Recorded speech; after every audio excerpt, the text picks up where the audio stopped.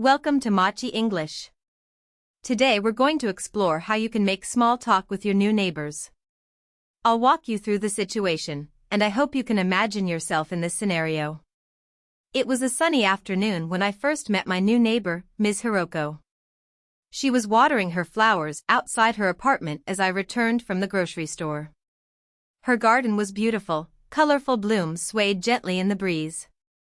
As she stepped back to admire her handiwork, our eyes met, and I couldn't help but smile. "Hello there," I said, feeling a bit nervous but also excited for this chance meeting. "I'm Sam. New here, just moved in last week." Ms. Hiroko's smile was warm and inviting.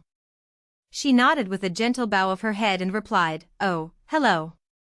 I'm Ms. Hiroko. Nice to meet you, Sam." She gestured towards the plants she had been tending. "I love gardening, it's such a peaceful way to spend time." "Tell me," I said, trying to keep the conversation flowing naturally, "how long have you lived here?" "Oh, for many years now," she replied with a contented look. "It's nice to see new faces around. How about you? What brings you to this neighborhood?" "I just moved from downtown. It was a bit too busy for me, so I decided to switch to something more peaceful." I paused and then added, "And it turns out, your garden is quite the sight." She chuckled softly. "Thank you. Gardening can be very rewarding." "What do you like about living here?"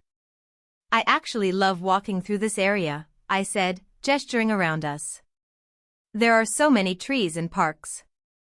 It's perfect for a quiet stroll on a day like today." "That's great to hear," she responded with genuine interest.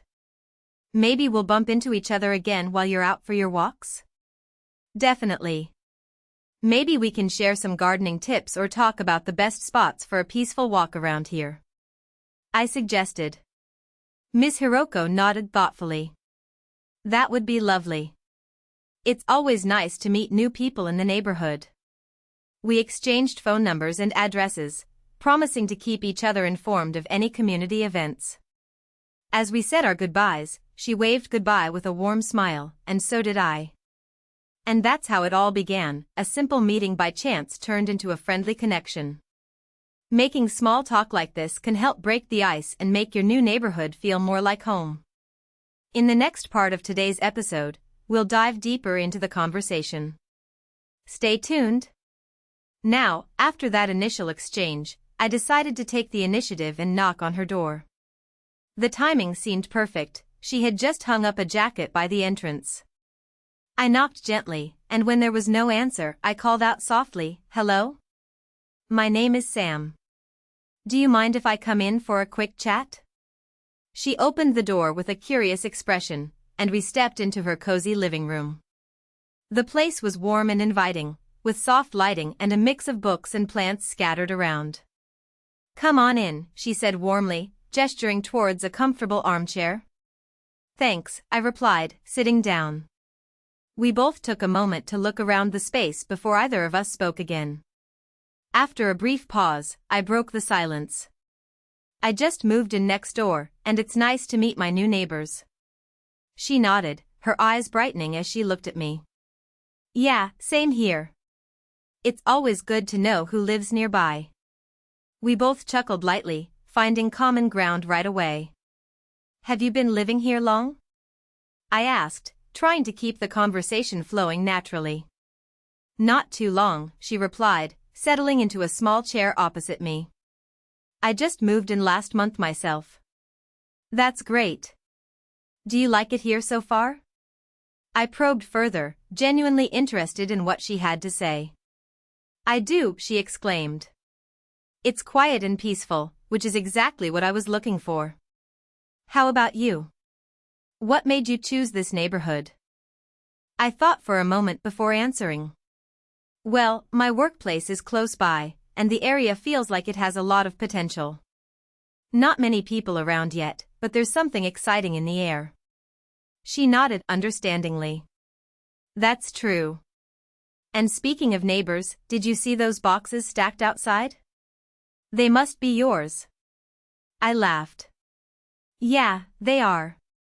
I was just about to unpack them and set up my stuff properly. Should we help each other out? Sure thing, she agreed with a smile. It'll be easier that way. We got up from our chairs and walked towards the boxes outside, chatting all the while about our new surroundings, hobbies, and plans for the community. It was easy to talk and laugh together, forming a connection right in the heart of our new neighborhood. As we worked, the conversation flowed effortlessly, and I found myself opening up to her in ways I hadn't expected. We started talking about our jobs, and it turned out that we both had a passion for photography.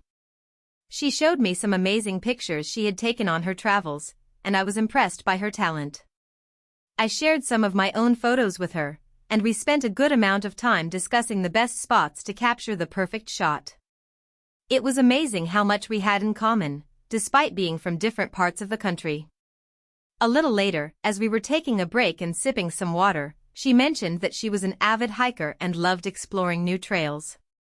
I told her about some of my favorite hiking spots back home, and she listened intently, asking questions and sharing her own experiences. The more we talked, the more I realized that we shared a love for the outdoors and a sense of adventure. It was as if we had known each other for years, not just minutes. As the afternoon wore on, our conversation turned to food, and we discovered that we both loved cooking and trying out new recipes.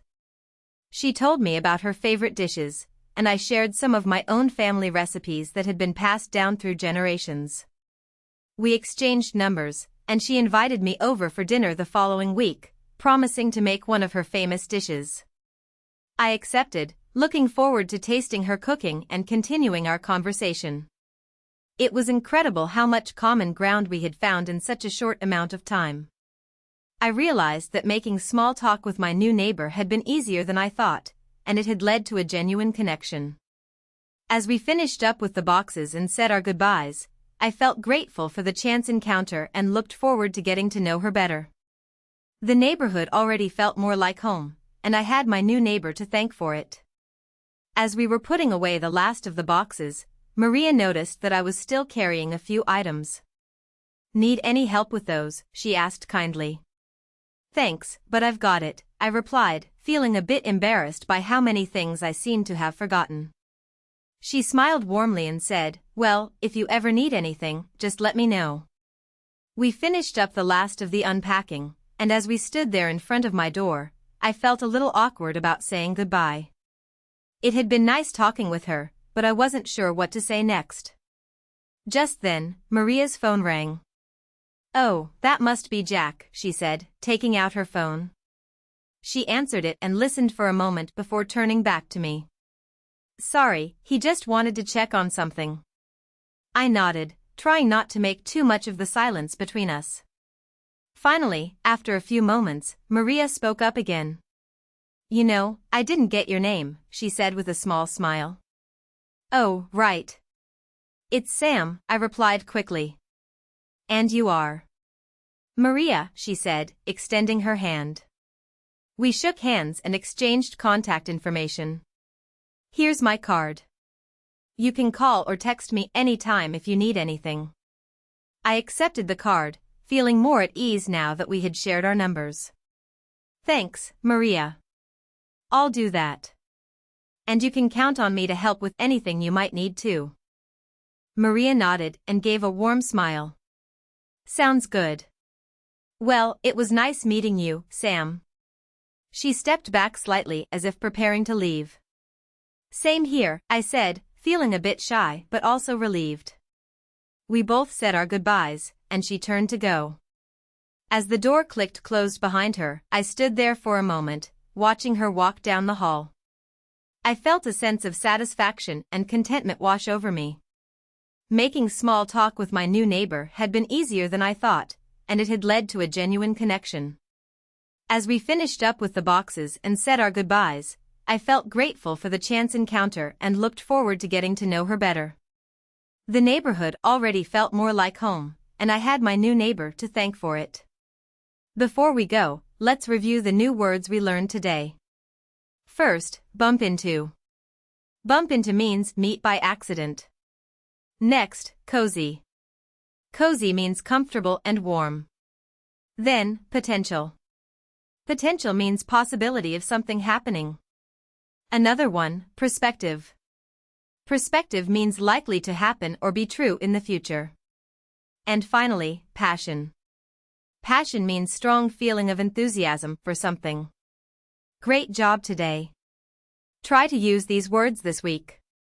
Thanks for learning with Mochi English. See you next time.